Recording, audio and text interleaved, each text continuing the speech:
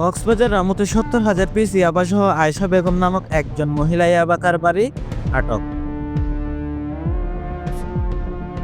বুধবার ১৮ ফেব্রুয়ারি সন্ধ্যায় রামু থানাধীন খুনিয়াপালং ইউনিয়ন পরিষদে ৫ নং ওয়ার্ডের চাঁদিরকাটা এলাকার বাসিন্দা আয়েশা বেগমকে তার নিজ বাড়ি মুরগির খোয়ার ও বাঁশঝাড় থেকে ৭০,০০০ পিস ইয়াবাসহ আটক করা হয়। আটক আয়েশা বেগম চাঁদিরকাটা বাসিন্দা জিয়াউর রহমানের স্ত্রী।